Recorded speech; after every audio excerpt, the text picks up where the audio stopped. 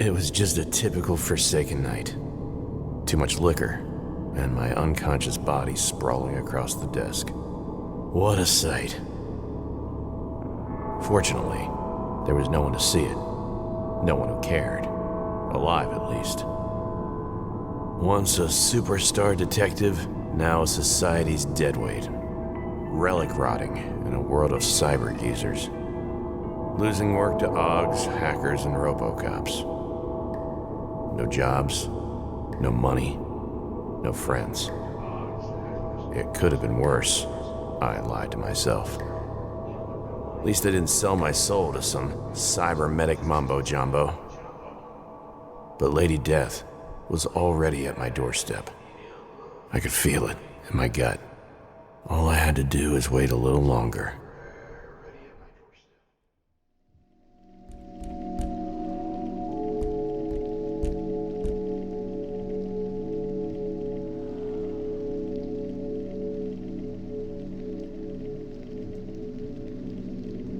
Oh, my head.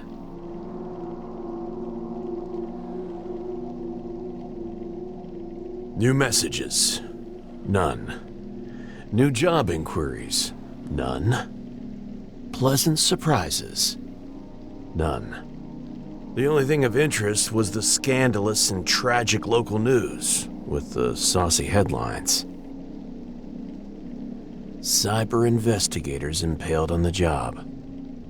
Always wondered who came up with these bonds mots. All the journalistic babble distilled, it said that 3 upper-crust investigators had been impaled at the Tresh Corner early this morning.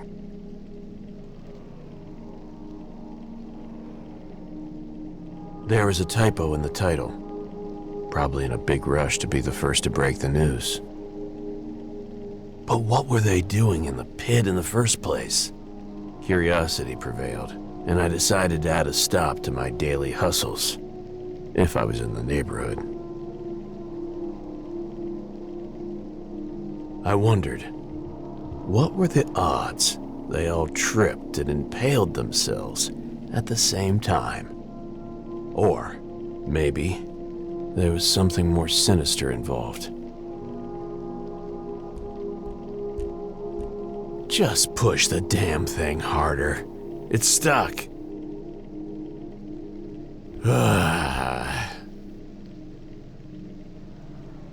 The Solcent specialty of the pit.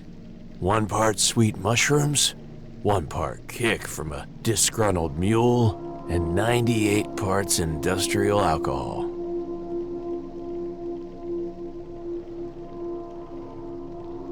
Rakesia helps me get my thinking straight. The bottle was almost empty. I needed a refill from the Scray, if I can scratch up some creds, that is.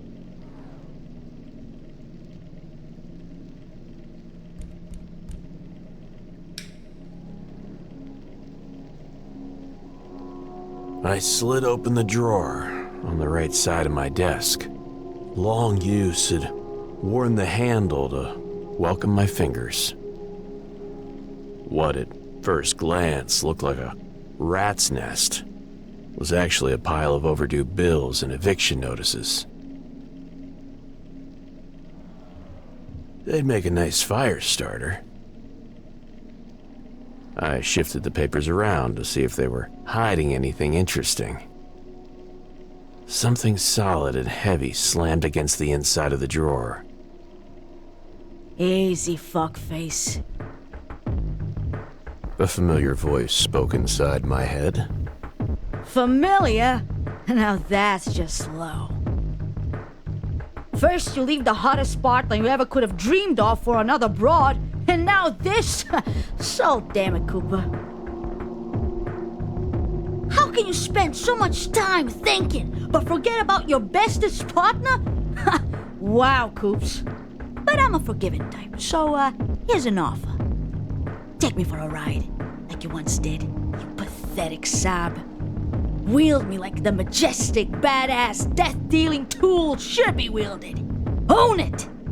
I shoved the papers aside to get a better look. It was my old service weapon. A TT-88. Automatic. Black as the underworld's basement. What did you expect? A tiny girl living in your desk drawer?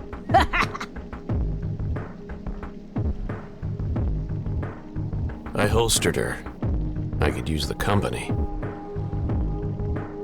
Cells of my palm celebrated the reunion with the lost phantom limb. Oh, yes. I'm thirsty, Daddy. Let's get you a drink then. Those are the words a girl longs to hear.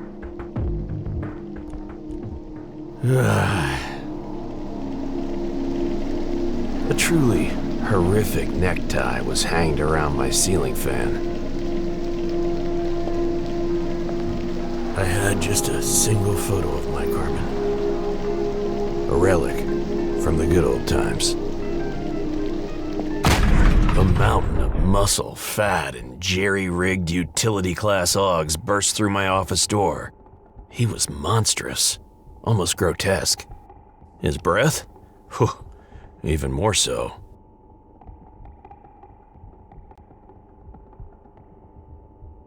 Hesitation. No visible weapons. It didn't look like a robbery. Well, what's this about?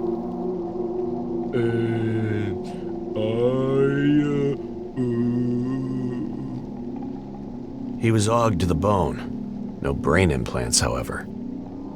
I am here to collect the tax. My associate, Dimwit, is here to ensure the transaction goes smoothly this time, Johnny boy. A slimy tax collector, his talking gorilla, and a bitter detective. Looked like I was gonna die in a hall of cliches. This wasn't the first time Buzz had tried to collect. He wasn't the brightest crayon in the box. I had dodged him numerous times, but he'd never brought muscle with him before. What happens if I don't pay? Then Dimwit takes you to the sludges and you work off your debt. In your case, it will take around 5 years. Who knows, you might even survive the full stretch. No one comes back from the sludges, and you know it. Hey, I don't like it either, but it's not my fault you don't have an honest job or that you're behind on your taxes. You got yourself into this, my friend. Now be a man and face the consequences. Knowing Buzz, there'd be a giant gaping hole in his plan somewhere. Just needed to push the right buttons. Okay, let's see these eviction papers then.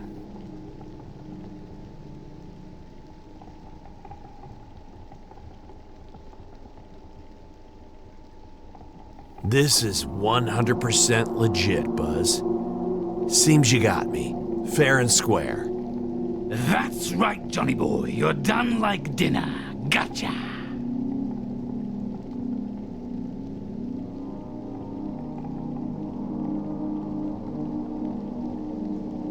Pitiful. He started gloating before the win, and now he was gonna get hit. Hard. There's only one thing missing. A bailiff. I see a large fellow plug full of Augs, but no law. Boss, what's that? Is Gumper calling them it names? No, that's what you're here for. To make sure the law is obeyed. Regarding your observation, Johnny boy, Dimwit has been deputized. Oh, of course. Naturally, if you'll just let me see his letter of authorization.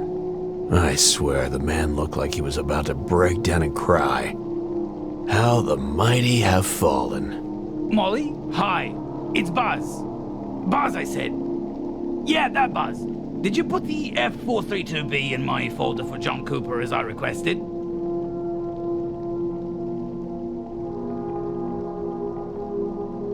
You what? But I didn't ask you to put it on my desk. I told you to place it inside the folder.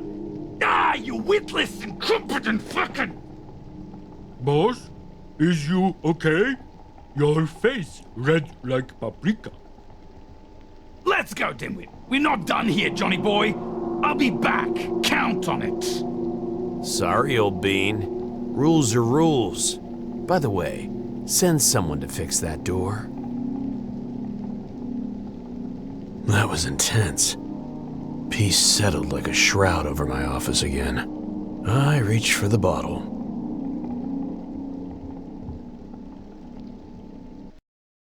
I'll always remember the day when she waltzed into my office. She sat into the armchair. I leaned to light her cigarette. Sweet tobacco filling the air. I have a job for you, Detective. 7 sweet words looping in my mind. Forever. I have a job for you, Detective.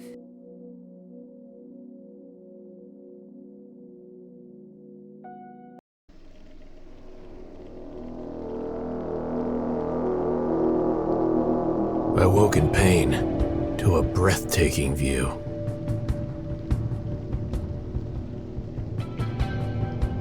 Across from my desk sat the smoothest, longest, most scantily clad pair of legs I'd ever dreamed of. Wearing a dress fashioned from a ridiculously luminous, scarlet as sin, out of this world material. Mind-numbingly beautiful. Perched in my chair like she owned the place. I have a job for you, Detective.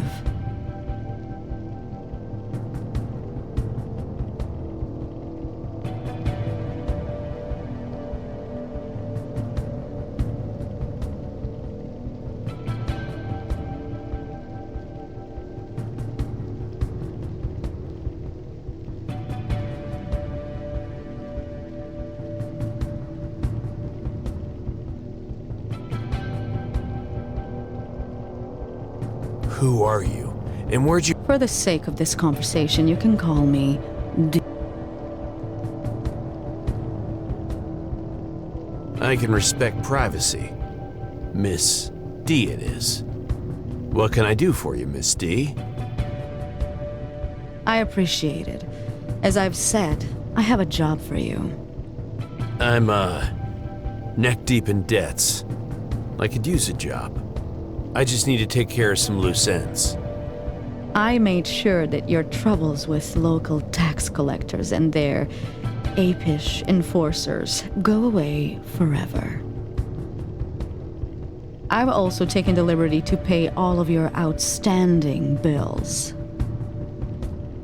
I knew exactly what that meant.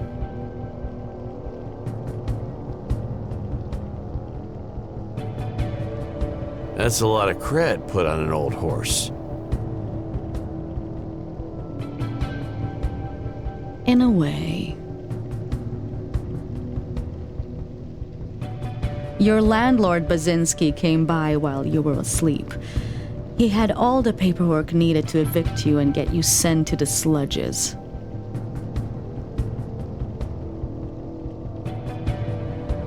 Much obliged. Any more questions, or can we get to the point? A lot, actually. Give me the deets, Miss D. A girl is missing. I want you to find her. An upper cruster in the pit. Yes, like many youngsters from the Hive, she was on her pit adventure high.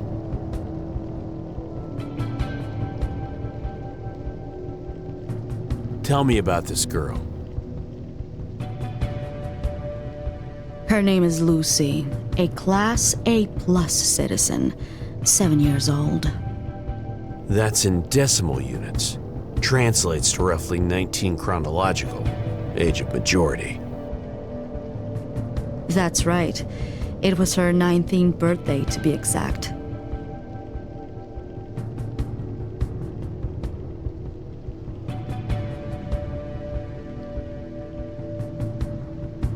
How do I find her?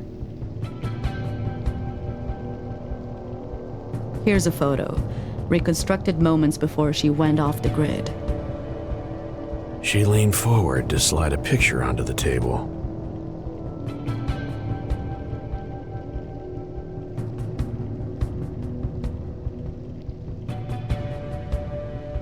The big, deep green eyes of a young upper-cruster girl looked back at me.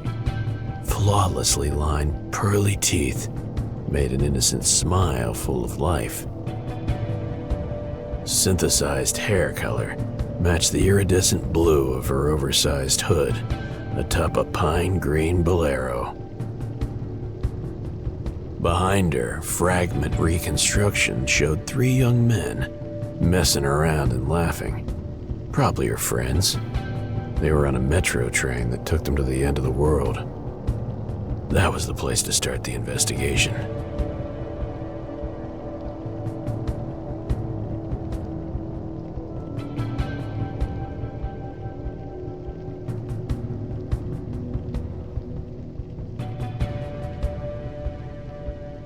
Her friends, did they return? They came back at 021 hours. They were severely intoxicated and immediately placed in intensive care. They're in no state to be interrogated, so they're pretty much useless. If they do reveal any crucial information, I'll make sure you get it. But don't rely on that.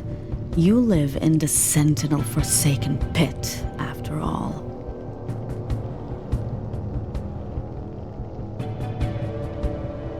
Who is she to you? A daughter? Sister?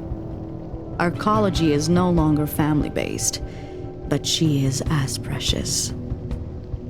How does it work then? When they turn 1 decimal time year old, they all go to prep school. There, they are supervised and guided by professionals to reach their best potential. At the age of 7, the age of majority, they have a month off before specialization and deployment. Deployment? To their professional careers, usually off-world. Sounds like a very cold world they live in. It's much more efficient, both for children and parents. Efficiency isn't everything. What about the parents' love? You mean hormonal responses? It's all chemistry, easily replaced with pills. Trust me, they never feel alone.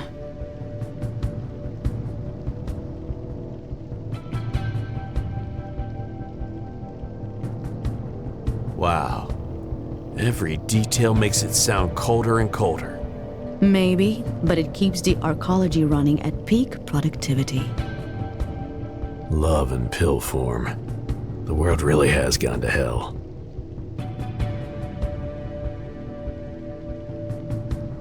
I thought you uppers had a bigger budget for this kind of emergency. We do. The best bullsec security was deployed moments after she went off the grid. That was at 9:10. Find out what happened to them. Bullsec? The best? So they say. I turned the green screen towards her. She took a moment to scan it. Yes, that's them. Check that out. They might still be useful. Just one thing. I'll indulge you, but only one.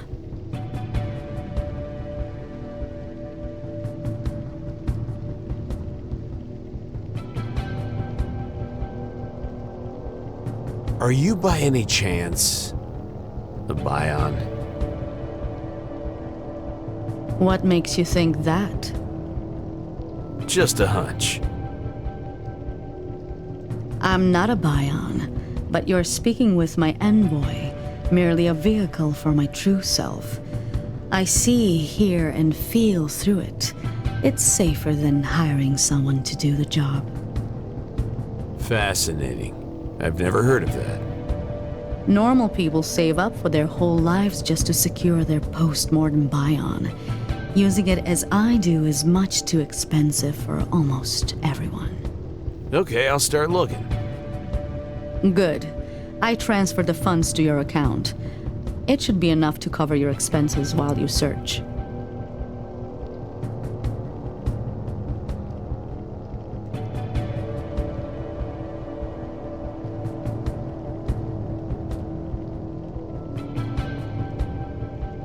Got your back, partner. I holstered the gun.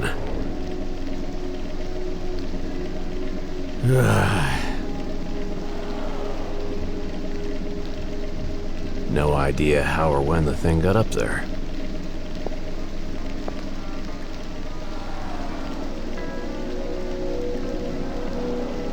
You were better, John. So much better than this wallowing PI bullshit you're trying to pull. Take this chance. Prove it yourself. I can help you. Yeah, don't forget to bring along the sad string quartet, too.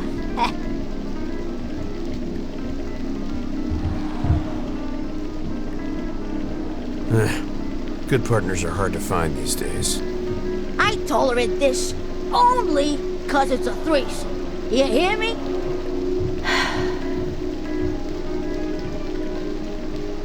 A relic from the good old times.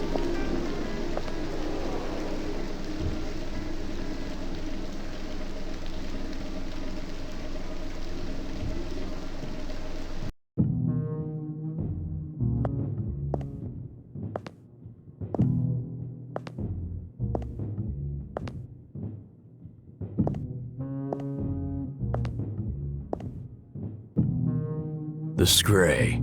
For a once promising detective, the Scray was a mother lode of intel. A daily who's who of the pit.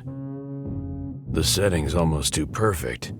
Drunk bastards can't keep their mouths shut, and good old Malt is blessed with a photographic memory. And son, if you break another mug for emphasizing reasons, I might have to take some precautions. And let me tell you, you ain't gonna like 'em. So, unless glass somehow doesn't fall under your dietary restrictions, I suggest you start behaving. We clear?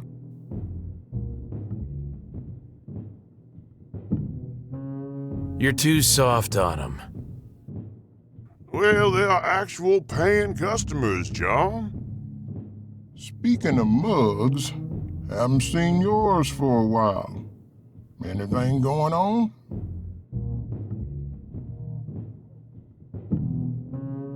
Got a case, believe it or not. Not another adultery, I hope. It's a bit more complicated. An upper girl went missing after partying with friends, and it turns out she's valuable to the towers. Hell, that calls for a toast. A real gig, I mean, not the missing girl. I wasn't given a choice, to be honest. I wouldn't say no to a drink, though. Here's her picture. By the way, maybe they took a wrong turn and ended up in the Scray. Mighty optimistic of you to think that uppers suddenly grew some taste. Ah, you know me. I'm a glass half full kind of guy. I'm gonna need some fuel, Malt. 1 bottle's worth to be exact. The good stuff. Cute. Already spending the front money, John? My tab in the Scray was laughably long. But now that I had a rich guardian upper, Malt was in for a shock. Better question is, how's your liver?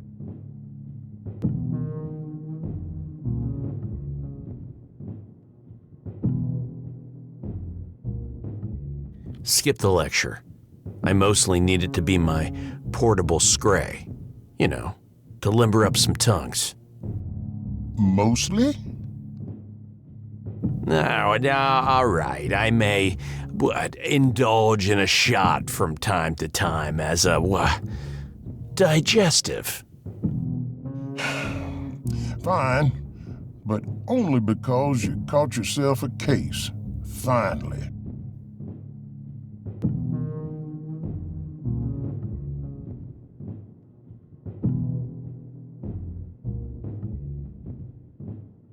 Good luck, John.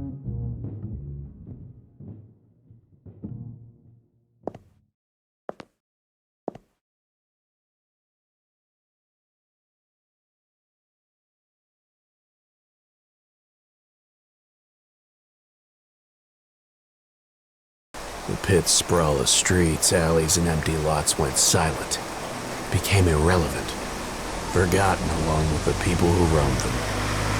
But this place...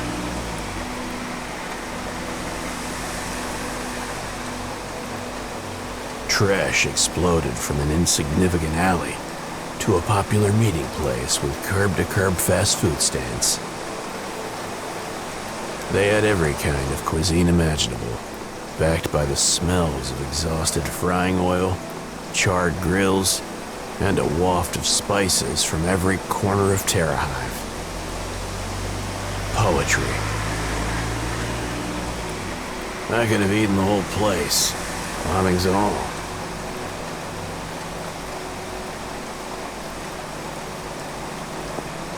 Now here's a real professional. Jim is one of the better cooks at Tresh. Specializes in shavap wraps, something of a trademark fast food in these parts. But he'll make you anything you want, if he feels like it. He's especially fond of shavap fried rice for some reason. He has an entire book dedicated to that one dish, and he treats it like it's the gospel.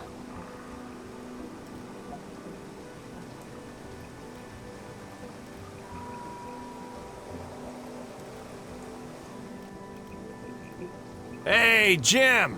What's cooking?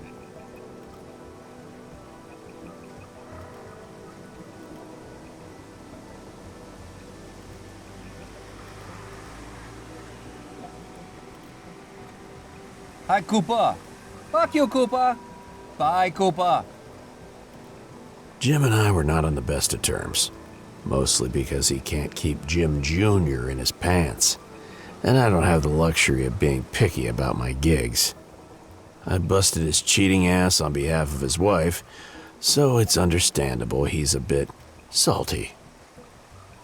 I love you too, Chef, but I think you may have witnessed something really important. Yeah, I might witness you sucking my hairy balls, you fuck.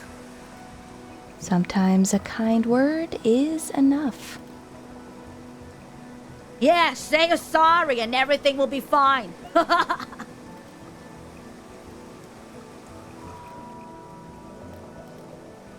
What your squeaky ass needs to understand is that every secret comes out eventually.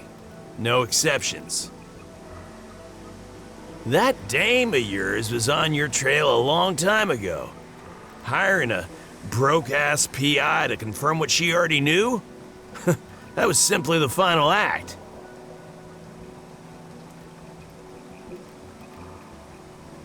That was my cash she used to pay you know that, you greasy piece of shit.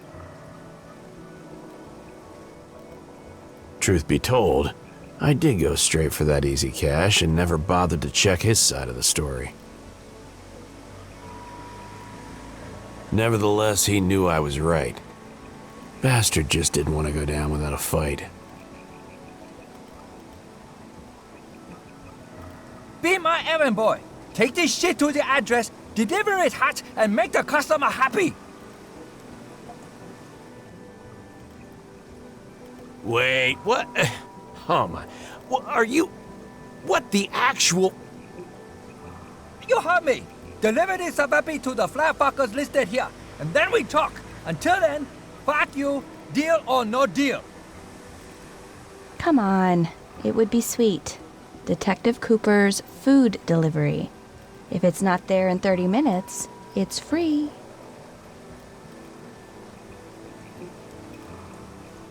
You know what? I'm down. Just because I have a feeling you've wanted this for a long time. It was a pretty clever prank. But you didn't hear me say that. Yeah, shut up and get to work, Pit Munchie. Meat's getting cold. Cooper, the Pit Munchies delivery kid. I feel fucking pathetic, man. Later, Jim. But remember, I might just eat this on the go.